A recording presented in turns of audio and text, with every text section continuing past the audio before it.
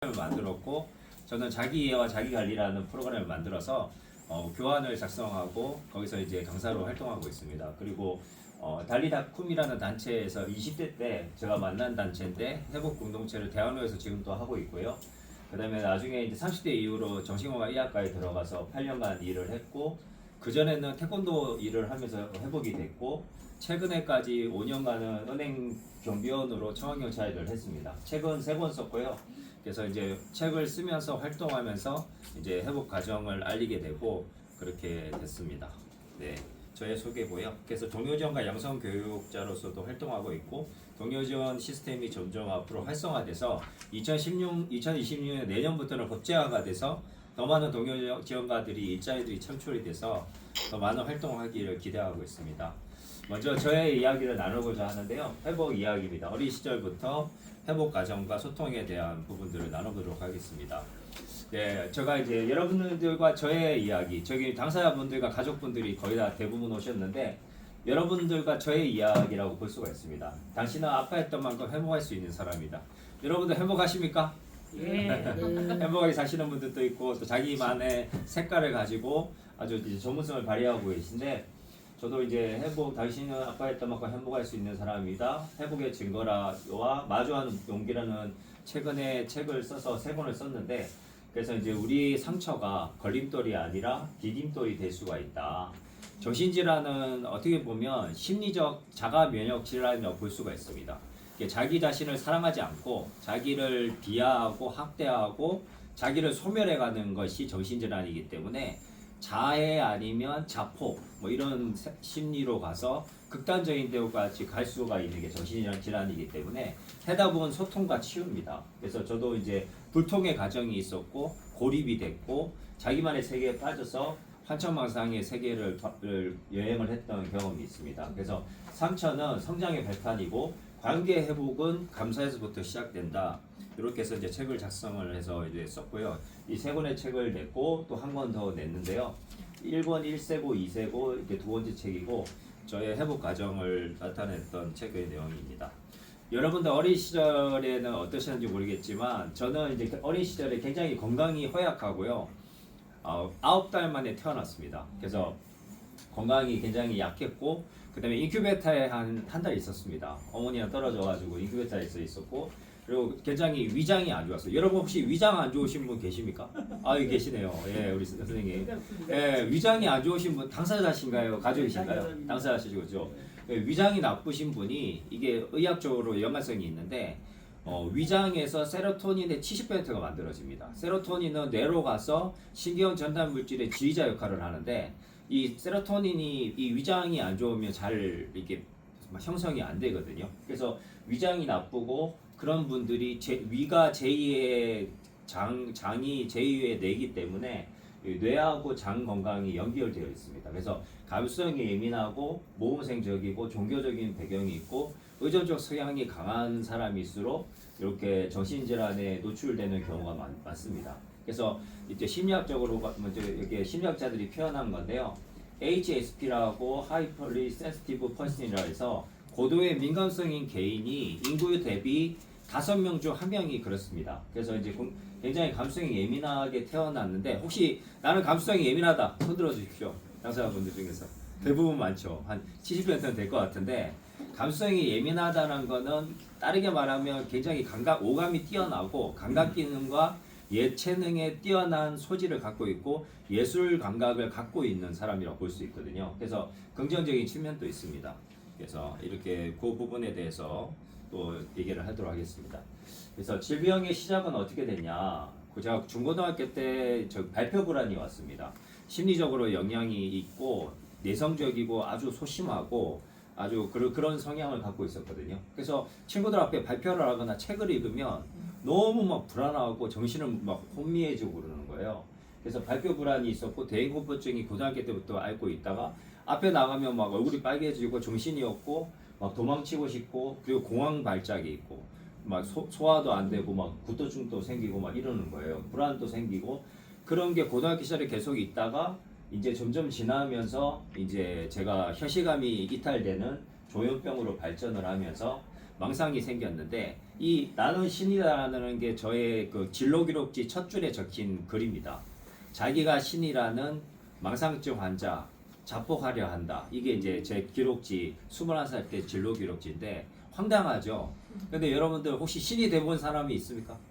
여기서 신이 돼보신 분 계시자. 우주의 대통령 뭐 이렇게 한 번씩 돼보신 분도 있으실 건데 저는 신까지 갔는데 그 이유가 뭐냐면 아버지와의 갈등과 적개심 그리고 학창 시절의 학교 폭력 경험 그리고 여러 가지 분노에 대한 그 이렇게 폭발한 지경까지 간 어떤 상처와 분노 그런 것이 쌓이면서 다른 사람들을 심판해야겠다는 그런 망상 같은 게 왔습니다. 그때 요한계시록을 펴가지고 제가 카톨릭 신자에서 개신교로 이제 넘어오긴 했는데 이제 성경을 보다 보니까 그 성경의 말씀이 꼭 그 요한계시록이 저에 대한 이야기로 비춰졌습니다. 그래서 심판 대리자가 나오고 아마게돈 전투에서 또 세 명이 미카엘이었습니다.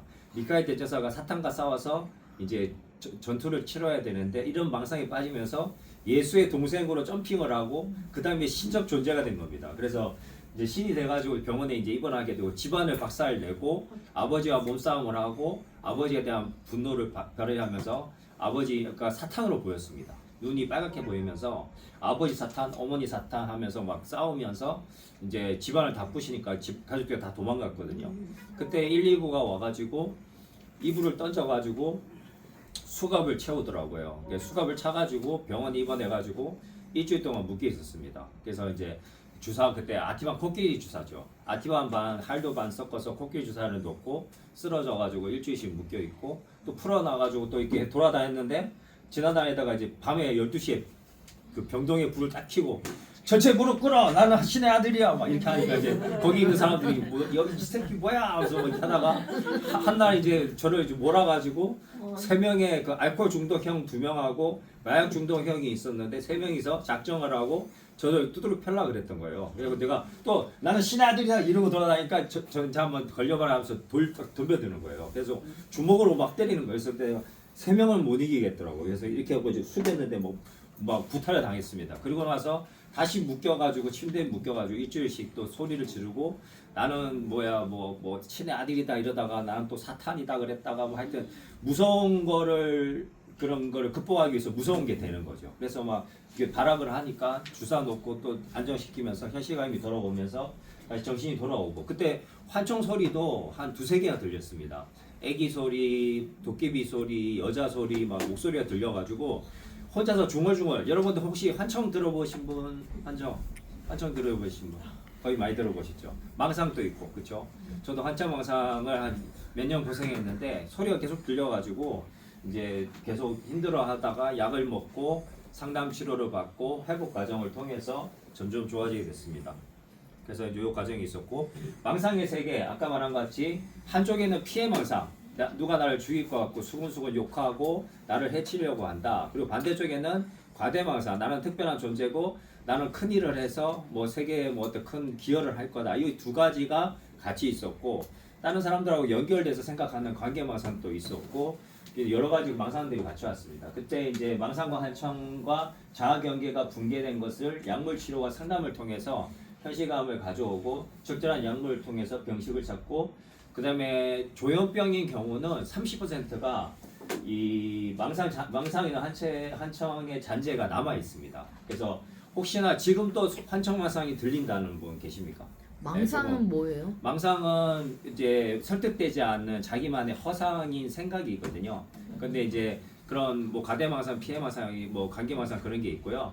근데 환청을 이렇게 같이 더불어 살아가게 되는 경우도 있는데 관리를 잘하다 보면 나중에 일을 하고 활동을 하고 상담을 받다 보면 소리가 나중에 없어지기도 합니다. 저도 환청이 한 2-3년 이상을 들렸는데 나중에는 사라지게 됐거든요. 그래서 30% 정도는 단전 증상으로 남아서 생활하기 때문에 당사자 연구를 할 필요가 있습니다. 일본 베델의 집에서 시작한 당사자 연구는 환청을 인식을 하면서 환청이 들릴 때마다 확인을 하는 작업을 합니다. 환청 씨 오셨군요. 문을 열어서 소리는 들리는데 아무도 없다 그러면 환청 씨가 오셔서 지금 소리가 들리고 있군요. 그걸 자각하면서 더불어 살아가는 길을 찾는 거죠. 나머지는 이제 의료적인 도움을 통해서 이제 관리를 할 수가 있고요. 그다음에 망상의 잔재에 대해서 허구성에 대해서 상담을 하면서 아까 제가 신이 됐던 과정에 대해서 배경에 대해서 얘기를 했지 않습니까? 이제 그런 거를 연구를 하면서 자기 분석을 할 필요가 있습니다. 그래서 이제 환청망상의 통로는 어떤 건가? 환청이라는 것은 생각의 중독입니다. 그래서 생각이 중독이 돼서 느낌으로 믿어지고 그 다음에 유사환청이라는 것은 생각에서 생각으로 꼬리를 물고 계속 나타나는 거거든요. 그렇게 하다가 환청으로 발전하면서 소리에서 외부에서 배에서 머리에서 울려가지고 들리는 게 환청입니다. 그래서 이제 이 과정이 있습니다. 그래서 유사환청의 과정이 또 있고 그 다음에 착각 오해가 생기면서 현실감이 점점 떨어지게 됩니다. 만약에 사람들이 이렇게 지나가면서 그냥 웃고 지나갔는데 그 웃음이 마치 나에 대한 비웃음으로 느껴진다거나 나에 대해서 끼끼끼끼 웃고 간다거나 눈으로 막 이렇게 째려본다거나 이런 느낌을 가질 수가 있거든요. 그러니까 내가 컨디션이 안 좋고 증상이 발현됐을 때는 착각 오해가 점점 생긴다. 그리고 남들의 시선이 의식이 되고 외부 자극에도 강렬하게 됩니다. 특히 옛날에 방고 같은 사람도 그림을 이렇게 그렸잖아요. 근데 그 굉장히 강렬한 그림이거든요. 근데 실제 조현병이나 조울증이 있을 때 색깔이나 어떤 감각이 엄청 이렇게 도드라져 보이게 되거든요. 그래서 이제 그런 그림도 그리게 되는데 이게 외부 자극이 아주 강렬하게 받아들여지고 햇빛도 되게 뭐 너무 밝게 보이기도 하고 색깔이 강렬하게 보이기도 합니다. 그래서 환청망상이 오기 전에는 불면과 가다수면, 뭐 잠을 못 자기도 하고 많이 자기도 하는데 조울증의 그 어떤 부분은 예민짜증 분노 폭발이라는 스펙트럼이 있습니다. 그래서 그런 과정은 나빠지고 조현병에도 기억력이나 판단력이 떨어지고 여러 가지 주변 사람들하고 이제 마찰이 일어나거나 불안 공포가 온다. 그리고 신경이 쓰이고 특히 조현병인 경우에는 층간 소음이나 소리에 예민해합니다. 바깥에 외부 소리가 계속 나에 대해서 뭐 하는 것 같고 위층에서 계속 욕을 하는 것 같고 또 올라가서 진짜 멱살 잡고 뭐 하다가 경찰서에 간 사람도 있고 그러니까 층간 소음에 예민해지고 소리에 민감해집니다. 그래서 이 척도엽의 활성화가 되면서 여기에 이제 신경전달물질이 이제 몰리면 이제 환청을 유발하는 거죠. 그래서 이제 청각 기능 이상이 이명이 환청으로 이렇게 그렇게 될 수도 있습니다. 환청이 이제 이명으로 바뀌었거든요. 그렇게 될 수 있어요. 소리에 예민할 수 있는. 네, 그게 이제 아까 설명한 유사환청이라고 보시면 돼요. 그게 아까 이렇게 말하는 게 이명같이 오거든요. 그러다가 이게 증폭이 되면서 진짜 환청으로 들리고 더 나빠지면 그게 이제 좀 사그라들면 이명으로 남아요. 기울림으로. 그리고 낮에 들었던 소리가 밤에 울리기도 해요. 저도 유사환청도 경험하고 환청도 경험했는데 그게 실제로 이제 중간 단계가 있다는 겁니다. 그래서 이제 그 과정을 거쳐서 활성화돼서 소리가 증폭이 된다. 이제 그 현실감이 소진되기도 하고 그래서 의사들도 이제 유사환청이라는 단어를 마련하고 있습니다. 그래서 그 부분을 생각하시면 될 것 같아요.